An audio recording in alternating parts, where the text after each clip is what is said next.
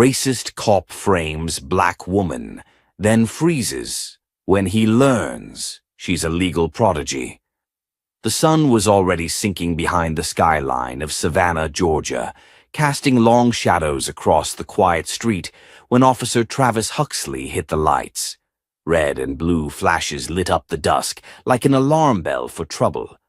Monica Ellison gripped the steering wheel of her midnight blue Hyundai, her knuckles pale against her deep brown skin. She had just finished leading a free community seminar about knowing your legal rights, an ironic twist considering what was about to unfold. "License and registration," Travis said sharply, already shining his flashlight in her face before she could even lower the window. Monica kept calm, her voice smooth and even. "Of course, officer. May I ask what the stop is for?" "You rolled through a stop sign back there. Real subtle," he replied with a smirk, one hand resting ominously on the butt of his holstered gun. She knew that area like the back of her hand. There had been no stop sign. Still, Monica complied without protest, handing him her documents. As he walked back to his cruiser, something in her gut twisted. He wasn't just running her plates. A second patrol car arrived, then a third. That's when she realized this wasn't a traffic stop. It was a setup. 10 minutes later, Travis was yanking her door open. "Step out of the vehicle. May I ask?" "Step out now." Her heart pounded. She stepped out, hands visible, steady. He spun her around, cuffed her wrists roughly behind her back. "You're under arrest for possession with intent to distribute. We found narcotics in your trunk." "What?" Her voice cracked for the first time. "You're welcome to save the theatrics for the judge, ma'am, but we got your number. We've been watching you. I'm a legal advisor. I was just at the... Save it." As he shoved her into the back seat, Monica locked eyes with him.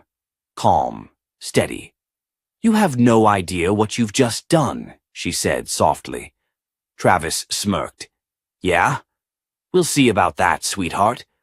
At the precinct, Monica sat alone in a cold holding cell, her blazer crumpled and stained from being pushed to the ground. Her phone had been confiscated, her rights read out as if they were just lines from a script. 2 female officers had already processed her, smirking when they whispered about another one off the streets. One even joked about how she didn't look like a dealer, because she wasn't, and the drugs found in her trunk had never been there before that stop. She'd been framed, but not randomly. This wasn't some lazy police mistake. No, this was targeted. Travis Huxley had been one of the officers Monica had publicly criticized at a local town hall weeks earlier when she presented evidence of unconstitutional stops in black neighborhoods. He hadn't forgotten her face. He was making sure she regretted ever stepping into that meeting. Back at the station, Travis swaggered through the locker room, relishing the applause from a couple of his buddies. "You finally got that know-it-all," one of them said. "Thought she was too smart for the street, huh?"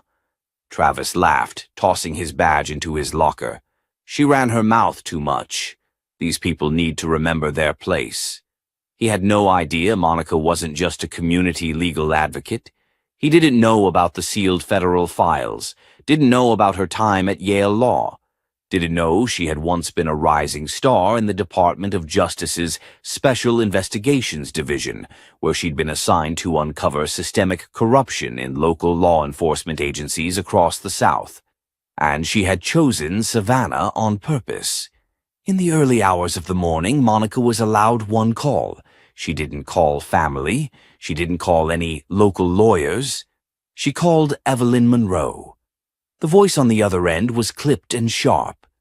"You weren't supposed to surface." "I didn't. They dragged me out of the shadows. It's time." A long silence. "Do you want me to activate the file?" "Number." "Not yet. Let's see how far he wants to take this. I want everything done by the book. I want this exposed." "You're sure?" "I've never been more sure of anything." Monica hung up and sat back on the hard bench. Her eyes were fierce. She wasn't the victim here. She was the trap. At sunrise, the local news ran a headline: Black woman arrested with over $10,000 in narcotics during routine traffic stop. The article quoted an anonymous police source calling her a repeat community agitator with suspicious ties. Monica read it on a printed copy someone slipped into her cell. She chuckled. Agitator, she muttered. That's what they call it now. She folded the paper and leaned back, looking up at the ceiling. Her plan had been to stay low, to keep her identity hidden until the case against the department was airtight. But now, they had forced her hand, and when it was time, she'd make sure the whole world saw exactly who Officer Travis Huxley had messed with. Because he hadn't just framed a black woman, he had framed a legal prodigy, and that mistake would cost him more than his badge. The door to the interrogation room groaned open, and Monica didn't even flinch. She sat composed, her wrists still red from the cuffs, her gaze unwavering as Officer Travis Huxley strolled in with that smug swagger like he already owned the outcome. He tossed a thin manila folder on the metal table and took a seat across from her. Care to explain how 10 grand worth of uncut powder got into your trunk, Miss Ellison? He said, enunciating each word like he was talking to a child. Monica didn't blink. Maybe you should explain how it got there, officer, because it wasn't when I left the community center 20 minutes earlier. Travis leaned forward, elbows on the table, a satisfied grin playing at the corner of his mouth. Save it. You legal types always think you can talk your way out. But this time, we've got fingerprints. We've got surveillance. She tilted her head, eyebrows lifting. You do? Security cam caught you near the warehouse last week. We got timestamps. A drug haven. You were there. He was bluffing, and they both knew it. Monica stared him down, her voice calm but pointed. That warehouse happens to be a non-profit food storage facility. I helped get them pro bono clearance 3 months ago when the city was trying to shut them down. Travis froze for a second. A tiny twitch in his left eye betrayed the hit. But he recovered quickly, flashing his usual arrogance. You'll have plenty of time to argue in court. She leaned in, her tone dropping. Oh, I'm counting on it. Just then, the door opened again. Another officer walked in, Sergeant Eli Morrow, Travis's superior, a tall, older white man with sun-leathered skin and a cautious edge to his step. He handed Travis a slip of paper and whispered something into his ear. Travis read it. His expression shifted. What is it? Monica asked, her voice steady. He didn't answer. He stood and walked out of the room without another word. Sergeant Morrow stayed behind, studying Monica like she was a puzzle he wasn't sure how to solve. You're not what you seem, he finally said. Monica offered a faint smile. Neither is your precinct. He said nothing more and walked out. An hour later, Monica was placed in holding again. No formal charges had been processed, no lawyer had been assigned. But that suited her fine, because her team had already been activated. From a nondescript apartment building just 2 blocks from the station, Evelyn Monroe, Monica's longtime friend and ex-colleague, was already on a secured laptop. Evelyn had once worked as a digital forensic analyst for the federal government, and though officially retired, she still had access to tools most local cops couldn't even spell. She zoomed in on traffic camera footage pulled just hours ago. There it was. At 7:42 p.m., Monica's car parked across from the community center. At 7:58 p.m., a squad car, license plate H9YX28, registered to Officer Travis Huxley, pulled up behind it. At 8:01 p.m., Travis stepped out, gloved, carrying something in a brown paper bag. At 8:03 p.m., he popped Monica's trunk and placed the bag inside. Evelyn smiled grimly and hit save. The next morning, Monica was transferred to county for arraignment.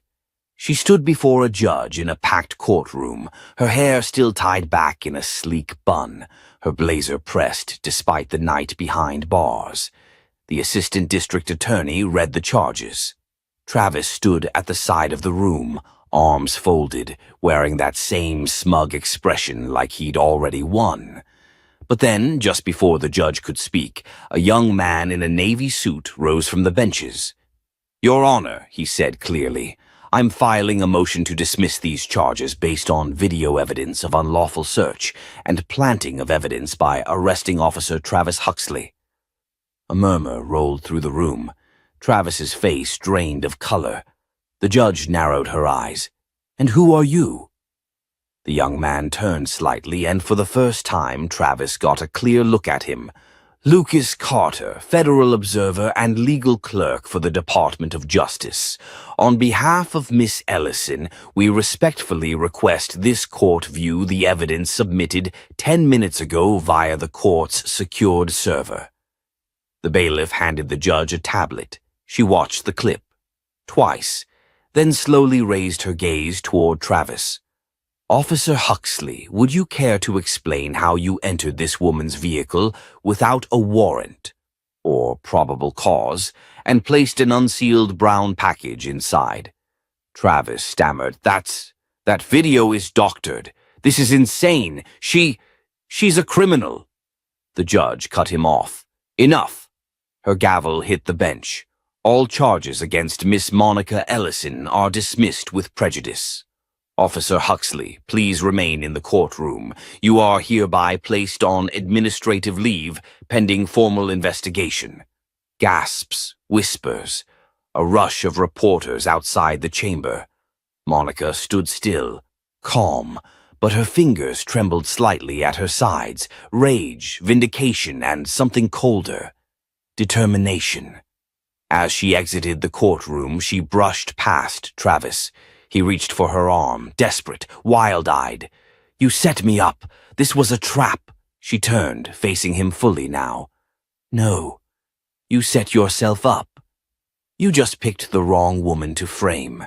And with that, she walked past him, out into the flashing lights of the media, already waiting. Because this wasn't just about her anymore.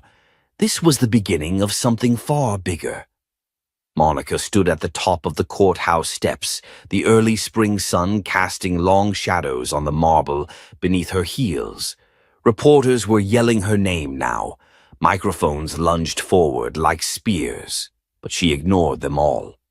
Behind her, Travis Huxley was being escorted through a side exit, face flushed, his badge no longer pinned to his chest. It had been stripped minutes ago, along with any illusion of control he once thought he had. Monica's phone buzzed in her blazer pocket, a text from Evelyn. He wasn't acting alone. Her jaw tightened. She had suspected as much.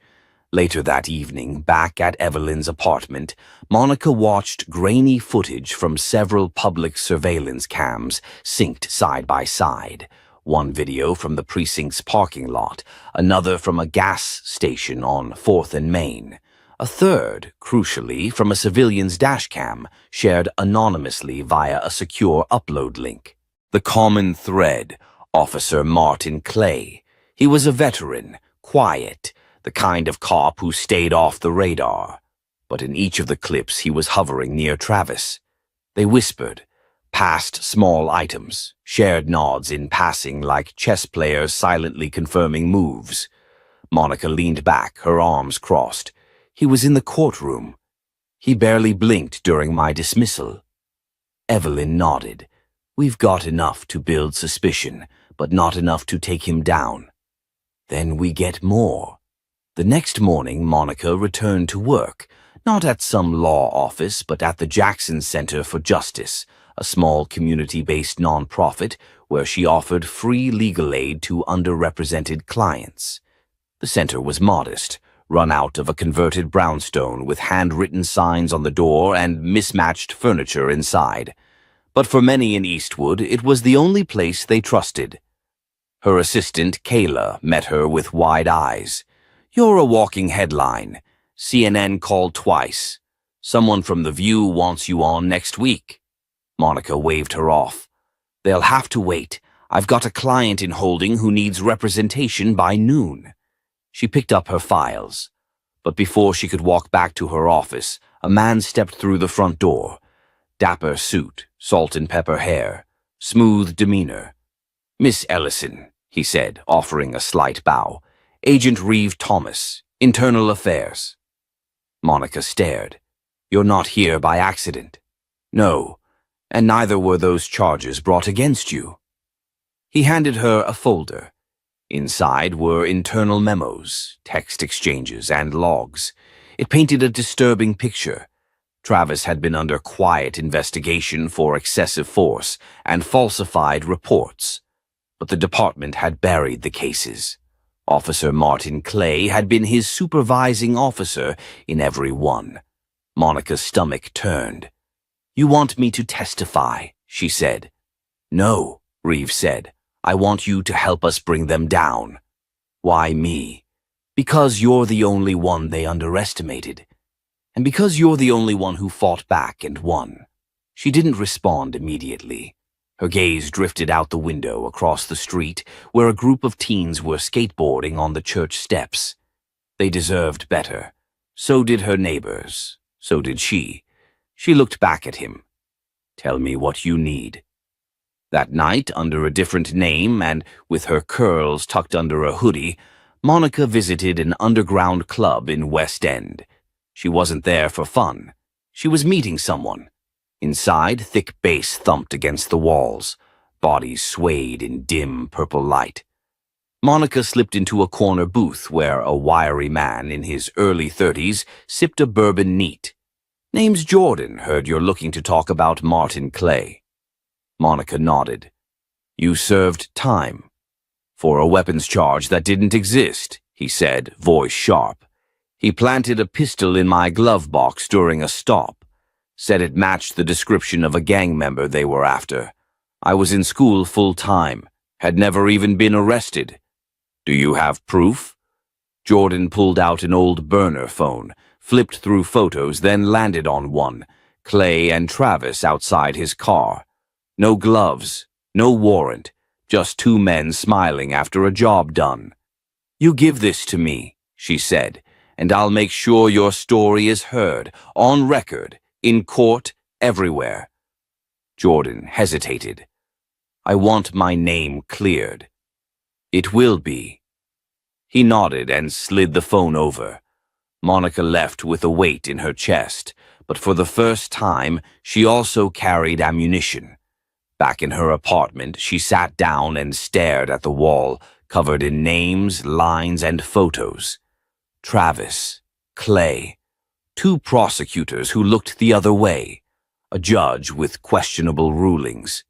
She whispered to herself, they built an entire web to protect each other, but webs tear. She took a breath, then picked up her phone. Evelyn, she said when the line picked up, it's time. Time for what? To file a civil suit and expose every single name on this list. There was a pause on the other end. You sure you're ready? Monica looked at the wall again, at the faces of those they'd hurt, framed, imprisoned. I've been ready my whole life. They just didn't know it yet. And with that, she started drafting a plan that would shake the entire department to its core. Monica had walked into plenty of courtrooms before, but never like this. Not with a folder of evidence thick enough to topple an entire precinct. Not with the eyes of Internal Affairs quietly watching from the benches. And not with the gut-wrenching knowledge that the justice system she once believed in had turned its back on her and countless others. She adjusted her navy blazer and stepped into the courtroom, her heels clicking on the polished floor like the ticking of a countdown clock. Her civil suit against Officer Travis Huxley and the Eastwood Police Department was officially in motion. But this wasn't just about her anymore. It was about Jordan. About the teenage boy who was falsely accused last summer. About every client she'd ever represented who never got a fair shot because the system was rigged against them. Judge Miriam Caldwell, known for her stern demeanor and zero tolerance for grandstanding, eyed Monica from the bench. "Miss Ellison," she said, "I see you're representing yourself." Monica met her gaze. "Yes, Your Honor, and I'd like to request a motion to compel discovery on documents relating to Officer Martin Clay's past arrest records and internal complaints." The defense attorney, a smug-looking man named Richard Bowden, immediately stood. "Objection, Your Honor. That officer isn't the defendant in this case." "But he's implicated," Monica countered. And the evidence we've submitted shows a pattern of collusion." Judge Caldwell didn't flinch. "I'll allow it, but you'll need to draw a clear connection, Miss Ellison." Monica nodded. "I will." Outside the courtroom, Travis stood with his lawyer, trying to maintain composure. But the moment Monica mentioned Clay by name, he tensed. His hands curled into fists, and for a split second panic flashed across his face. He hadn't expected her to come this far, to be this good, to still be standing. That night, Monica met with Evelyn and Reeve in a quiet diner just outside the city. They huddled in a booth at the back, voices low. "I have an angle," Reeve said, sliding a thumb drive across the table. "Audio logs from a ride-along rookie cop. He accidentally recorded a conversation between Clay and Travis after your arrest. You were right. It was premeditated." Monica plugged the drive into her laptop and listened. The voices were fuzzy but clear enough. "She thinks she's somebody," Clay had said, "but we put her in her place." "You really shredded her file?" Travis had asked. "Every copy. That woman won't see a courtroom again unless she's in handcuffs." Monica's hand clenched the edge of the table. "That's not just corruption. That's criminal conspiracy." Reeve nodded. "We're building a case, but we'll need more." "I'll get it." Back at her office, Monica began reviewing case files linked to both officers. One caught her attention. An eviction case where the landlord had accused a single black mother of squatting. No prior record, no official complaint. And yet, Travis had recommended charges. The mother, Patrice Adams, had reached out to the center months ago, but her case had been dismissed quietly. Monica found her number and called. "Miss Adams?" Monica asked. "This is Monica Ellison. I believe you may have been targeted by Officers Huxley and Clay. I'm reopening your case." Patrice hesitated. "You really think it matters now?" Monica leaned forward at her desk, her voice soft. "It matters to me. And it will matter in court." The next day, Patrice sat in front of the courtroom, hands trembling, eyes darting. Monica stood beside her like a wall. "Do you swear to tell the truth?" the clerk asked. Patrice swallowed. "I do." "What happened the night you were arrested?" Monica asked gently. "They came into my home without a warrant," she said. "Said I didn't belong there. But I had a lease. They tore it up. One of them laughed. The other said I fit a profile. I lost my job after that. My son hasn't slept right since." The courtroom went quiet. Even Judge Caldwell's expression shifted slightly. When Monica turned back toward the gallery, she saw it. Travis wasn't just sweating, he was unraveling. And then came the twist. After court recessed, Monica was handed an envelope by a bailiff, no return address. Inside were 2 photos and a note. The photos were security footage stills. They showed Travis and Martin Clay meeting in a parking garage with someone Monica didn't recognize until she turned the image sideways. It was Assistant District Attorney Karen Mills.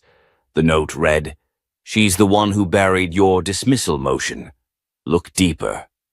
Monica stared at the photos, heart pounding. It wasn't just corrupt cops. It was the DA's office. She called Evelyn immediately. "We're not just fighting a couple of dirty cops. The rot goes all the way up."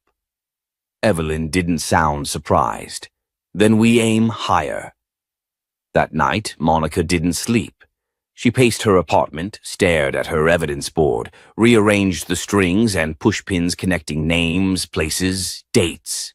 This wasn't just a battle anymore. It was a war, and she was done playing defense. The fluorescent lights in the courtroom buzzed faintly, but Monica couldn't hear anything except the dull thump of her own pulse. She stood tall at the plaintiff's table, eyes fixed on the judge, who had just agreed to admit the surveillance photos into evidence. The courtroom stirred at the announcement, whispers fluttering like moths through the gallery. Monica took a breath and turned toward the jury. "These images," she began, her voice steady. "Place Officer Travis Huxley and Officer Martin Clay in a private meeting with Assistant District Attorney Karen Mills, just days before my charges were mysteriously elevated from obstruction to felony assault. There was no investigation, no hearing, no oversight, just a backroom deal that nearly ruined my career and life." Across the courtroom, ADA Mills stared daggers at her, lips pursed but trembling. Judge Caldwell leaned forward. "Miss Ellison, are you suggesting collusion between the police department and the district attorney's office?" "Yes, Your Honor, and I intend to prove it." Gasps rippled through the room. Outside court, chaos erupted. Reporters swarmed the steps, shoving microphones into faces, demanding answers. Monica ignored them and walked directly to her team, where Evelyn was already dialing contacts from the state bar. Reeve had 2 laptops open, pulling every public record tied to ADA Mills over the past 5 years. "We found something," he said. "Looks like a pattern. She's tossed out motions from every civil rights attorney who's ever pushed back against Eastwood PD." "And look at this," Evelyn added, holding up her phone. "A whistleblower inside the DA's office just sent us internal emails. Mills flagged your name the day after you won that police brutality case against Clay's cousin. They've been watching you, Monica. Planning." Monica's throat tightened. She thought she was targeted because of a traffic stop, because she defended herself with the law. But this wasn't random. They'd seen her as a threat long before the arrest. Back in court, Monica prepared to call her next witness, an IT contractor named Kyle Nguyen, who had recently left the DA's office under suspicious circumstances. "Mr. Nguyen," she asked calmly, "can you tell the court why you left your position?" Kyle swallowed, his Adam's apple bobbing. "Because I was asked to delete case file metadata from the Mills archive. I refused." "And were any of those files connected to me?" "Yes. Your original dismissal motion. I flagged it. It should have closed your case, but instead it was rerouted and gone." Judge Caldwell's brow furrowed. "Are you implying evidence tampering in the DA's office?" "Yes, Your Honor," Kyle said, voice barely above a whisper. The judge didn't respond. She just nodded once and leaned back in her chair, as if calculating something far more complicated than contempt. After the session ended, Monica was approached by Travis Huxley himself. Not in uniform, no smug smile, just a worn jacket, tired eyes, and hands shoved into his pockets like a boy caught stealing. "I didn't mean for it to go that far," he said quietly. Monica didn't flinch. "But you let it. I thought you were just another activist lawyer, loud but harmless. Clay said if we scared you off early, it would send a message. I didn't know you were—" He trailed off. "Didn't know I was what?" she asked. "A damn genius," he muttered. "You had the whole courtroom spinning." Monica stared at him, her jaw tight. "You tried to end my career. You tried to silence me. I know. That's why I'm here." He reached into his coat and pulled out a thumb drive. "This is from Clay's locker. Everything he kept off the record. He doesn't know I took it, and if he finds out, "He won't," she interrupted, "because after this, I'm going after him next." That night, Monica sat alone in her office with the drive plugged into her laptop. Video files, recorded phone calls, digital scans of doctored evidence. All of it was there. Enough to reopen a dozen cases. Enough to bury Clay, Mills, and maybe even others. But one file stopped her cold. It was a video, dated 2 weeks before her arrest. In the grainy footage, Clay, Mills, and an unknown third man sat at a table. The conversation was barely audible until the third man leaned in. "She's the real problem," he said. "She's not just smart, she's dangerous. A prodigy. You either discredit her now or she'll dismantle everything you've built." Monica recognized his face. Judge Ronald Greer, the former senior judge in Eastwood's Criminal Court Division, retired the year before after a quiet scandal nobody could pin down. Now it made sense. Her entire career trajectory, blocked cases, delayed motions, phantom complaints, had been shadowed by people terrified of her intellect. She wasn't paranoid, she had been hunted, and now she had proof. Monica sat back in her chair, heart pounding with clarity and rage. This was no longer about her record being cleared. This was about tearing down a structure that fed off intimidation and silence. She picked up her phone and called the U.S. Attorney's Office. "I need a meeting. I have evidence of systemic corruption involving law enforcement and the District Attorney's Office in Eastwood." The voice on the other end paused, then said, "How soon can you get here?" Monica looked down at the file still open, her hands trembling slightly, but her voice rock steady. "Tonight." Monica didn't sleep that night. Her mind raced with the possibilities, the dangers, the moves she would have to make in perfect sequence. The evidence on the drive wasn't just damning, it was explosive. If it leaked too soon, those responsible could vanish. If she waited too long, they could destroy the rest. By 6 a.m., she was sitting across from Assistant U.S. Attorney Layla Torres in a private federal office in downtown Atlanta. Layla, sharp-eyed and cautious, scanned the files with a practiced calm, but even she raised an eyebrow when she hit the video clip of Judge Greer. "You're telling me a retired judge, 2 cops, and the assistant DA all coordinated to frame you and others because you were too effective in court?" "No," Monica said. "I'm saying that's just the tip of it." She slid over a list of cases, suppressed evidence, vanished motions, mysterious plea deals pushed on poor, mostly black defendants. Her voice never cracked, even as her fingers trembled. This wasn't just about justice now. It was about systemic rot. Torres leaned back. "We've suspected this district for a while, but no one ever got close enough. You didn't just get close, you walked through the front door with a spotlight." "I didn't walk through," Monica said. "They dragged me in, and now they're going to regret it." Across town at the Eastwood precinct, Officer Travis Huxley was spiraling. He hadn't slept either. The weight of what he'd done or let happen pressed on him like a boy of ice. He paced the locker room, sweating through his undershirt. Martin Clay walked in, whistling. "You look like hell, Travis. That conscience of yours finally waking up?" "I can't do this anymore," Travis muttered. "She's not some activist lawyer. She's right. We set her up. We've done worse." Clay's smile vanished. "Don't get soft. You think any of those people would give us a break if the tables were turned?" "They're not supposed to," Travis snapped. "We're supposed to uphold the law, not twist it."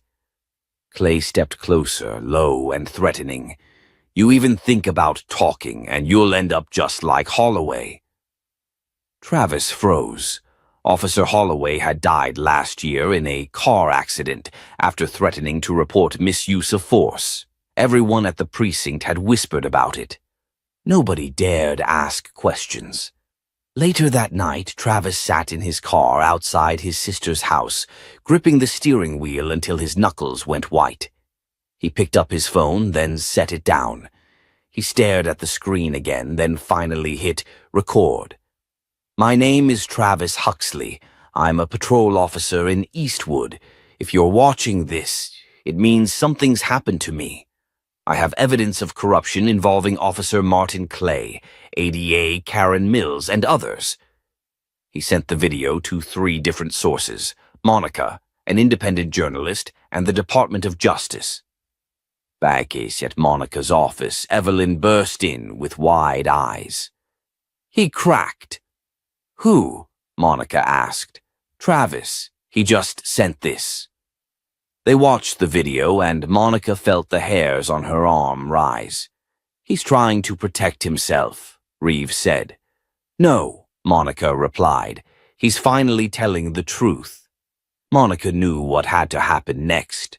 She returned to court 2 days later with Torres by her side and a federal subpoena in hand. Judge Caldwell read the notice, jaw tightening. This court will now be in recess pending review of federal jurisdiction, the judge announced. All parties are advised to remain available for questioning. Karen Mills stood, furious. You can't just walk in here and override the entire system. Torres fixed her with a look that could cut steel. Watch me. As the gallery buzzed with shock, Monica stepped outside.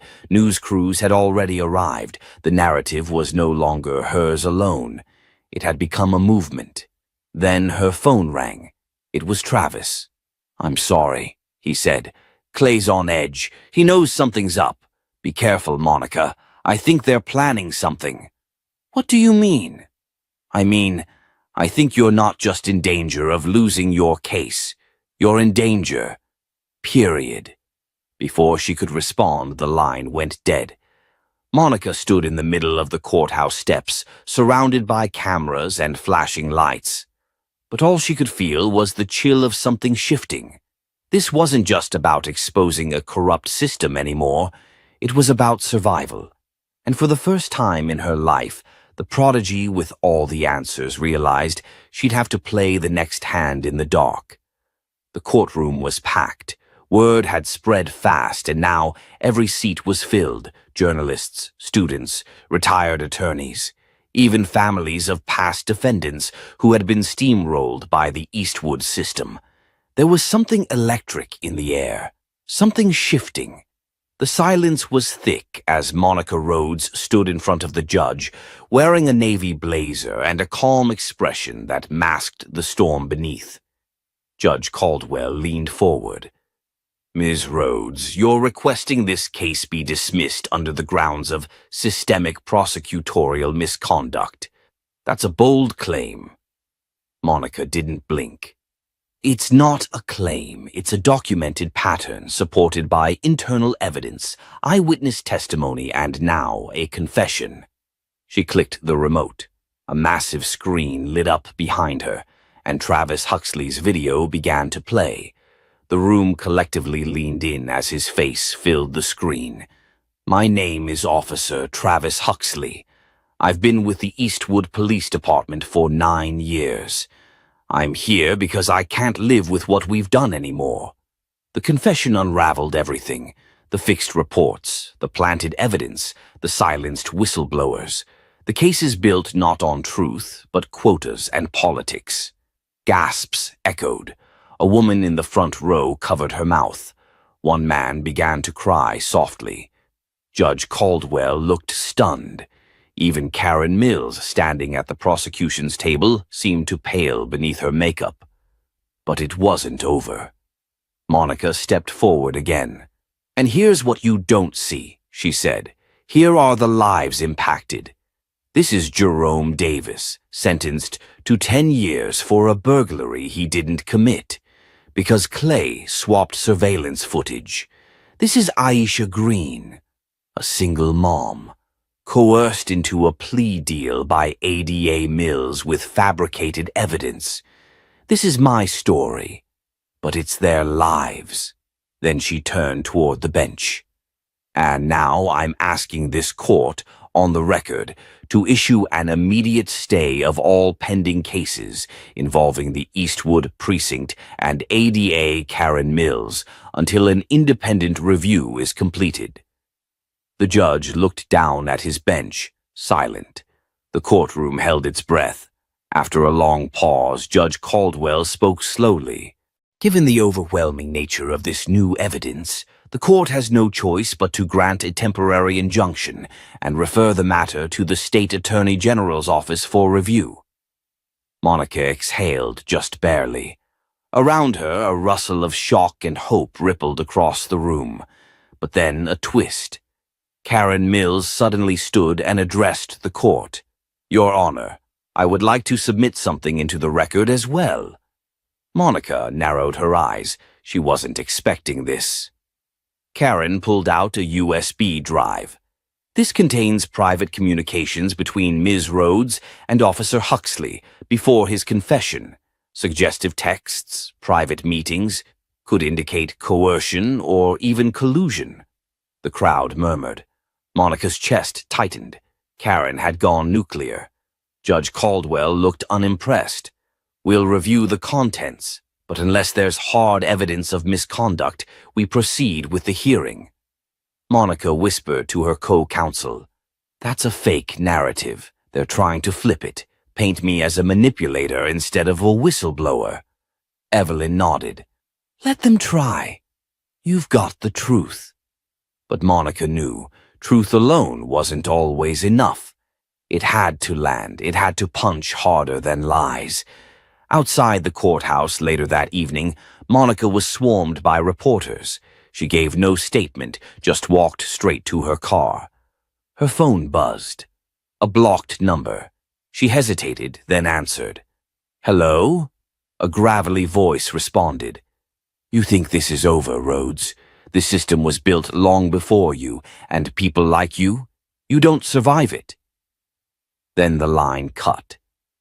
Monica sat frozen for a moment.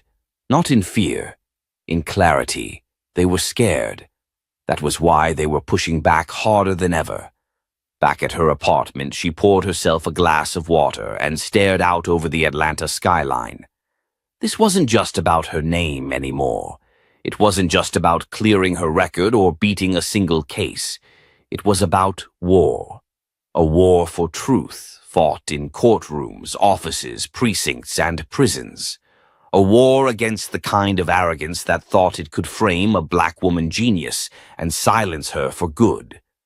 Monica grabbed her laptop. If they wanted to drag her through the fire, fine. She was already building a fire of her own. And in the morning it would be national. The courtroom was eerily silent. It had only been 5 minutes since Judge Caldwell called for a recess, yet the tension hadn't lifted. Monica sat at the defense table, her posture tall, composed, but her heart was pounding. Outside, protesters were gathering. News vans clogged the streets, and somewhere inside the courthouse, the Attorney General herself was on her way. Karen Mills paced across the room like a wolf in a cage. Her move with the USB had failed. Tech analysts confirmed the messages were forged. Worse, the attempt to frame Monica had backfired, and now the Ethics Committee had opened an emergency inquiry into her conduct. And then the door opened. In walked Attorney General Diana Lowell, regal, calm, sharp as a scalpel. She didn't sit. She went straight to the bench and whispered something to Judge Caldwell. He nodded gravely. Then the judge turned to the room. "This court recognizes an executive intervention. The state has completed its preliminary review. Effective immediately, Assistant District Attorney Karen Mills is suspended, pending full investigation into prosecutorial misconduct, including falsification of evidence and abuse of authority." Karen's knees buckled. "What? You can't. This is a setup. She's manipulating everyone." But 2 court officers were already approaching her. Not handcuffs yet, but close enough to humiliate. Monica didn't smile. She just stared straight ahead. This wasn't about revenge. This was justice correcting itself. Finally. Judge Caldwell continued. Furthermore, the court vacates all charges against Monica Rhodes and orders her full exoneration. Ms. Rhodes, you are free to go. The courtroom erupted. Reporters shouted. People clapped. One man whistled loud enough to shake the glass in the back doors. Monica stood up slowly. Her mom was there in the front row, tears on her cheeks. Her younger sister, Ava, squeezed her hand. And in the back, surprisingly, stood Officer Travis Huxley. He gave her a slow nod. She walked out of that courtroom not as a defendant, not even just a lawyer, but as a symbol. A black woman who had been targeted, framed, and humiliated, who stood her ground and rewrote the story they tried to force on her. But it wasn't over. Outside, as cameras flashed and microphones were shoved in her face, she spoke calmly into the noise. Let this be a message. We are not afraid of power used wrongly. We are not afraid of systems built to silence us. We are the system now. We are the future of justice, and we will keep going until no one else has to survive what I did. She walked past them all and into the arms of her mother. That night, Monica sat alone on her apartment balcony, city lights flickering in the distance. Her phone buzzed, a message from the governor's office. We'd like to speak with you about leading a new statewide task force on prosecutorial reform. She smiled, then slowly typed her reply. Let's talk Monday, but tonight I'm going home to rest. It's been a long fight. Then she picked up her laptop, opened a blank document, and began to type. To every black girl told she talks too much, dreams too big, or challenges too often, keep going. The world needs your voice more than it knows. If this story moved you, share it. Let the world hear voices like Monica's. Subscribe to our channel for more powerful, real-inspired stories about strength, truth, and justice.